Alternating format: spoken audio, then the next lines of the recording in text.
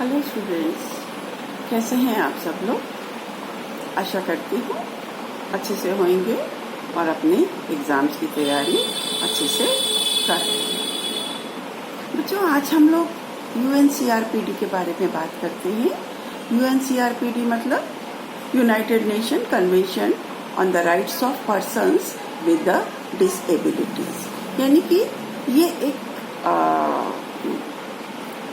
विकलांग व्यक्तियों के मानवाधिकारों से संबंधित एक अंतर्राष्ट्रीय संधि है। और इस संधि पर जो भी राष्ट्र हस्ताक्षर करते हैं या जो भी देश इसके ऊपर हस्ताक्षर करते हैं, वो विकलांग व्यक्तियों के मानवाधिकारों को सुनिश्चित करने के लिए आवश्यक उपाय करने हेतु बाध्य हो जाते हैं। संयुक्त राष्ट्र ने सन 1981 से 92 तक के दशक को विकलांगजनों का दशक घोषित किया था और इस दौरान जिन बातों पर डिस्कस होना था उसकी समीक्षा के लिए एक कमेटी का गठन किया गया था। 1987 में इस कमेटी ने सुझाव दिया कि विश्व भर में विकलांग व्यक्तियों के साथ जो भी भेदभाव होता है, उनके साथ जो भी डिस्क्रिमिनेशन किया जाता है, उनको मिटाने के लिए एक अंतर्राष्ट्रीय संधि बनाई जानी चाहिए। इटली और स्वीडन ने इस तरह की संधि की एक रूपरेखा भी प्रस्तुत की, लेकिन विश्व की कई सरकारों ने कह दिया कि उस समय जो विकलांग व्यक्तियों से संबंधित के मानवाधिकारों से संबंधित जो दस्तावेज हैं वो काफी हैं और एक किसी नई संधि की आवश्यकता नहीं है। इसके बाद सन 1993 में जो संयुक्त राष्ट्र के जो देश थे, उनके जो सदस्य देश थे, उन्होंने standard rules on the equalization of opportunities for the persons with disability नामक एक दस्तावेज को एडॉप्ट कर लिया। ये दस्तावेज नॉन कंपल्सरी था, अर्थात इसमें लिखी बातों पर विश्व भर की सरकारें मानने के लिए बाध्य नहीं थी। इसके बाद सन 2000 में विकलांगजनों के अधिकारों के लिए काम करने वाली विश्व की 5 बड़ी गैर सरकारी संस्थाओं ने सभी सरकारों से अपील की कि वे विकलांगजनों के मानवाधिकारों को सुनिश्चित करने के लिए एक अंतर्राष्ट्रीय संधि को संयुक्त राष्ट्र महासभा में पास कराएं। और अंत में सन 2001 में मैक्सिको द्वारा प्रस्ताव रखे जाने पर संयुक्त राष्ट्र महासभा ने इस तरह की एक अंतर्राष्ट्रीय और व्यापक संधि का प्रारूप बनाने के लिए एक कमेटी का गठन किया। मैक्सिको और न्यूजीलैंड द्वारा इस कमेटी का जो काम था उसको बहुत तेजी से आगे बढ़ाया गया और एट लास्ट 13 दिसंबर 2006 में संयुक्त राष्ट्र महासभा ने इस UNCRPD को एडॉप्ट कर लिया। और ये जो 30 मार्च 2007 को UNCRPD को हस्ताक्षरों के लिए खोल दिया गया। इसमें एक शर्त ये भी थी कि ये संधि तभी लागू मानी जाएगी जब इसमें कम से कम 20 देश इसको रेटिफाई करते। देखो, किसी भी अंतर्राष्ट्रीय संधि में हस्ताक्षर और रेटिफिकेशन अलग अलग चीज होती है।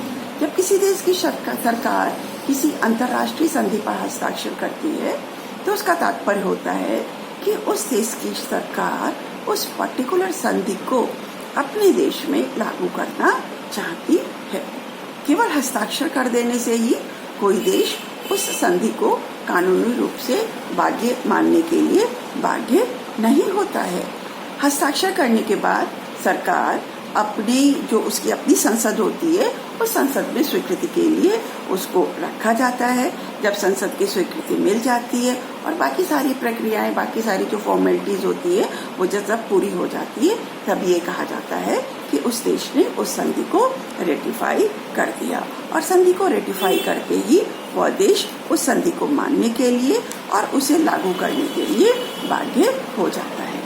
भारत ने इस UNCRPD पर 1 अक्टूबर 2007 को रेटिफाई किया और 20 देशों द्वारा संधि को रेटिफाई करने के उपरांत 3 मई 2008 को UNCRPD पूरे विश्व में लागू हो गया। अब सवाल ये कि इसमें UNCRPD है क्या, इसके अंदर कंटेंट क्या है। तो इसमें देखो 2 भाग है। पहला भाग जो है वो प्रीएम्बल है और दूसरे भाग में 50 आर्टिकल्स का एक पूरा सेट दिया गया है। प्रीएम्बल में 25 पैराग्राफ्स है जिसमें ये बताया गया है कि इस संधि को क्यों बनाया गया है, इस कन्वेंशन की प्रस्तावना, वियना घोषणा और कार्रवाई के कार्यक्रम का सिद्धांत का ये संधि हवाला देती है। इसमें बताया गया है कि सभी मानव अधिकार सार्वभौमिक, अविभाज्य, अन्योन्याश्रित और परस्पर संबंधित है, अर्थात all human rights are universal, indivisible, interdependent and interrelated. Preamble के बाद यूएनसीआरपीडी में 50 आर्टिकल्स का एक सेट दिया गया है। इसमें यूएनसीआरपीडी के उद्देश्यों, सिद्धांतों, विश्व के देशों की जिम्मेदारियों और ऐसी बातों का उल्लेख किया गया है जिससे पूरे विश्व में यूएनसीआरपीडी को प्रभावी ढंग से लागू किया जा सके। अब सबसे पहले इसका हम आर्टिकल 1 देखते हैं कि आर्टिकल 1 में क्या दिया गया है। आर्टिकल 1 में संधि के उद्देश्यों को बताया गया है।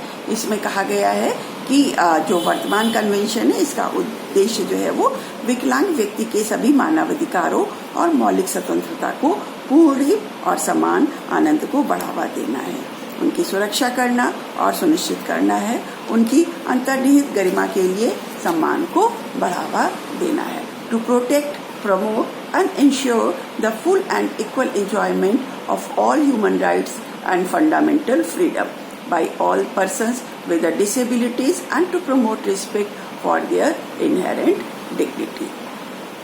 इसके बाद आर्टिकल 2 में इस कन्वेंशन में प्रयुक्त प्रमुख अवधारणाओं के बारे में बताया है, डिफरेंट कॉन्सेप्ट्स के बारे में बताया है कि इसमें कि संवाद क्या है, भेदभाव क्या है, भाषा क्या है, यूनिवर्सल डिजाइन किसे कहा जाएगा, इन सब चीजों के बारे में आर्टिकल 2 में बताया गया है। इसके बाद आर्टिकल जो 3 है हमारा, उसमें कन्वेंशन के जो सामान्य सिद्धांत है, जो प्रिंसिपल्स है, उनको सूचीबद्ध और विस्तृत रूप से बताया गया है। इनमें शामिल है कि अंतर्निहित गरिमा का सम्मान हम कैसे करेंगे, हमारी जो पर्सनल ऑटोनॉमी है, पर्सनल स्वायत्ता है, जिसमें किसी की अपनी पसंद और व्यक्तियों की स्वतंत्रता बनाने की स्वतंत्रता शामिल है। समाज में हम जो भेदभाव है वो किस प्रकार से कम समाप्त कर सकते हैं, समाज में पूर्ण और प्रभावी भागीदारी और समावेश कैसे इनका करवाया जा सकता है, मानव विविधता और मानवता के हिस्से के रूप में विकलांग व्यक्तियों के अंतर और स्वीकृति के लिए इनकी सम्मान कैसे दिया जा सकता है, अवसरों की समानता इनको कैसे प्रदान की जा सकती है, सरल उपयोग, पुरुषों और महिलाओं के बीच में समानता, विकलांग बच्चों की विकसित क्षमता का सम्मान और विकलांग बच्चों के अधिकार के लिए उनकी पहचान को संरक्षित करने के लिए सम्मान, इन सारी बातों के बारे में आर्टिकल 3 में बताया गया है।